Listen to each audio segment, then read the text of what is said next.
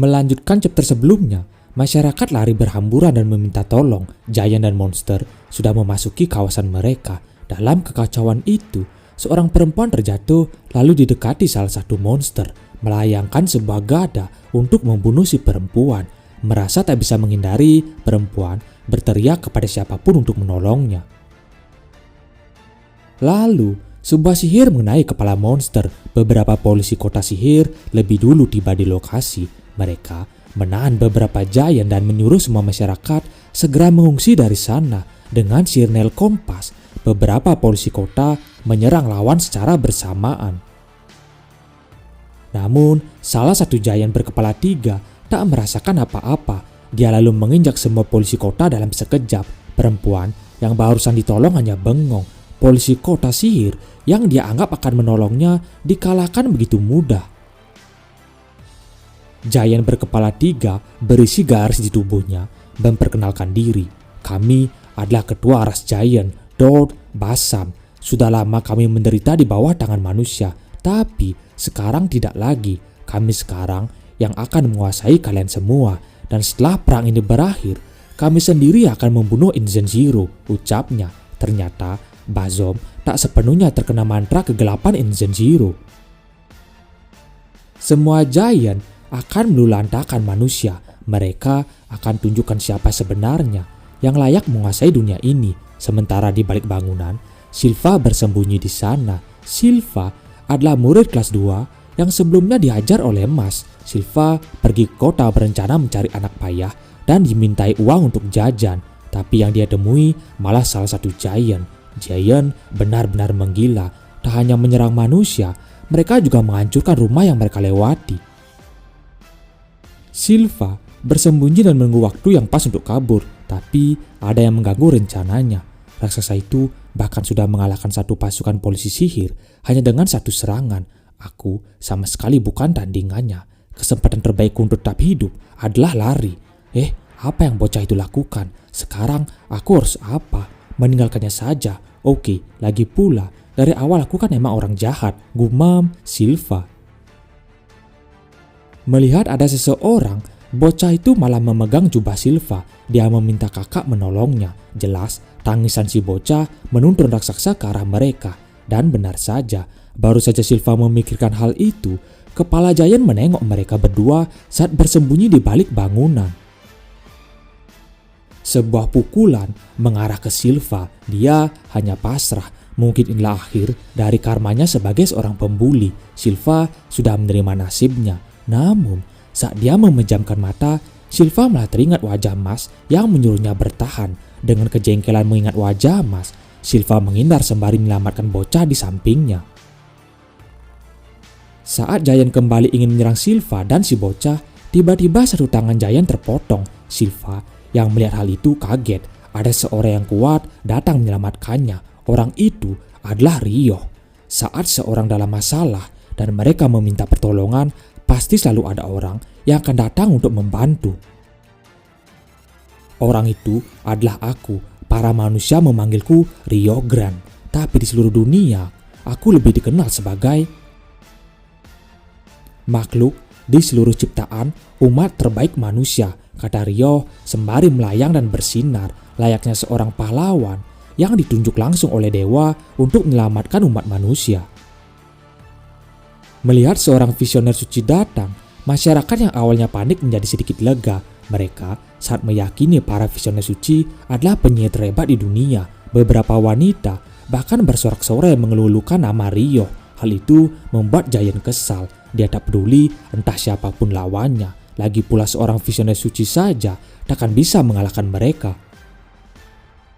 Para giant mulai mengelilingi Rio. Basam bingung bagaimana cara Rio mengalahkan mereka sekaligus melindungi para manusia. Dengan santainya, Rio berlagak seperti seorang bintang yang akan selalu menang meski dikerubungi banyak lawan sekalipun.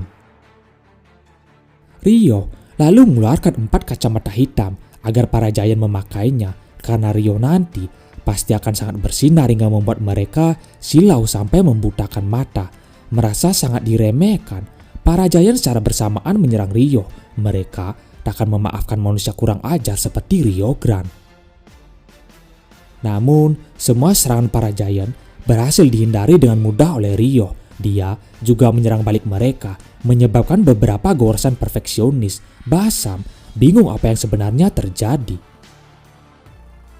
Saat mereka mau menyerang lagi, ada hal yang aneh yang terjadi pada badan mereka. Ternyata, serangan Ryo mampu memotong mereka semua dengan cepat hingga seperti tak terasa semua Giant yang menyerang Ryo terpotong.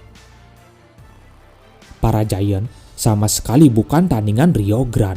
Mereka tak bisa menyentuh visioner suci itu. Semakin lama, tubuh Giant semakin banyak yang terpotong. Mereka mengerang kesakitan akibat serangan Ryo. Hingga akhirnya, semua Giant dikalahkan. Tubuh mereka terpotong kecil-kecil, lalu berjatuhan di tanah. Silva yang melihat pertarungan barusan menyadari Ryo menginstan kill para Giant. Ryo mengatakan seharusnya para Giant senang karena mendapat kematian darinya lebih baik dari apapun. Di lain tempat, Inzenjiro nampak tersenyum. Kembali ke Nona Meli, dia menancapkan kunci besar ke tubuh Mas. Angka menunjukkan 20. Masih perlu 80 lagi agar Mas bisa sadar dengan badan segar bugar. Ini adalah kunci skrup kehidupan. Aku harus memutarnya selama 24 jam hingga Mas pulih sepenuhnya. Dia harus segera sadar pada saat gerhana matahari. Jika tidak, semua orang pasti mengira aku sudah membunuh Mas. Gumam Nona Meli panik.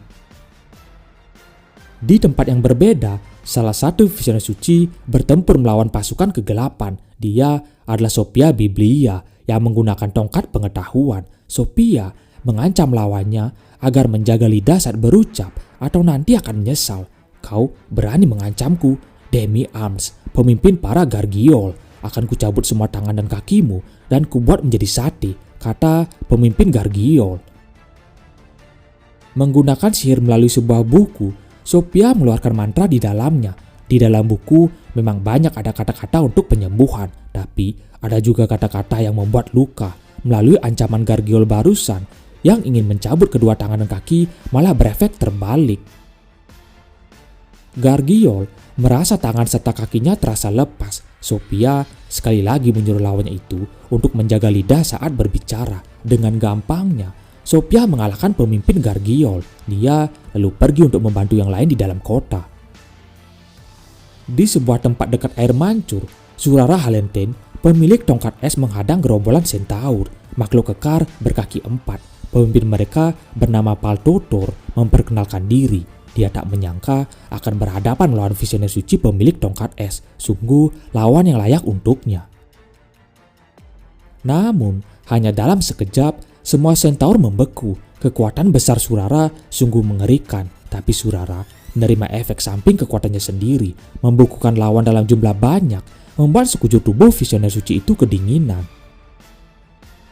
Sambil menggigil, Surara berjalan pelan mencari sesuatu yang hangat seperti api untuk menghangatkan badan. Dalam pencariannya, Surara malah terpeleset jatuh. Kepalanya terpentok di tanah. Dia tumbang bersamaan dengan para Centaur yang membeku. Benar-benar kejadian yang konyol. Di sebuah tempat di mana para Orcs selesai mengamuk, semua tempat di sana sudah dihancurkan. Dengan membawa gada besar, pemimpin para Orcs meremehkan kekuatan manusia. Semuanya payah. Para manusia yang ditemui sama sekali tak membuat pemimpin Orcs itu tertantang. Hingga Agito Tiron, pemilik tongkat naga, muncul. Agito membacakan doa pada para Orcs agar para dewa mengampuni dosa mereka. Sambil bersimpuh, Agito berkata, "Karena kami tak dapat hidup tanpa merenggut nyawa makhluk lain, lagi pula hidup ini pada dasarnya adalah tindakan egois. Biarkan kami lanjutkan jalan egois kami, dan ampunilah kehidupan hina yang harus kami jalani ini," ucap Agito sambil menggenggam kedua tangan. Orcs bingung apa yang manusia katakan di hadapannya. Lalu tiba-tiba muncul naga besar di belakang pemimpin Orcs. Naga itu membunuh semuanya tanpa sisa. Darah para Orcs berceceran di semua tempat. Benar-benar pemandangan yang mengerikan. Agito terus berdoa. Kini dia sudah membunuh 9.979 makhluk lain. Agito akan berdoa setiap hari untuk menebus semua dosa miliknya. Sementara itu, di markas melayang Inzenjiro, Dom menghadang salah satu visioner suci yang berencana menyusup ke kediaman mereka. Visioner suci itu adalah Renatus Revol, pemilik tongkat keabadian. Aku punya firasat kalau maju duluan itu lebih bagus. Ternyata aku benar. Aku sangat suka keuntungan pekerjaan ini. Tak akan ada yang marah kalau orang yang aku bunuh adalah orang jahat. Karena yang lain belum sampai di sini. Aku bisa melawan kau 1 lawan 1, kata Renatus lalu menerjang Dom. Memegang pedang besarnya, Dom bersiaga menerima serangan Renatus. Melihat beratnya senjata Dom membuat Renatus kaget. Dari kejauhan, Dom menebas. Tebasan itu berhasil mengenai wajah Renatus hingga terpotong. Serangan jarak jauh instan yang mematikan.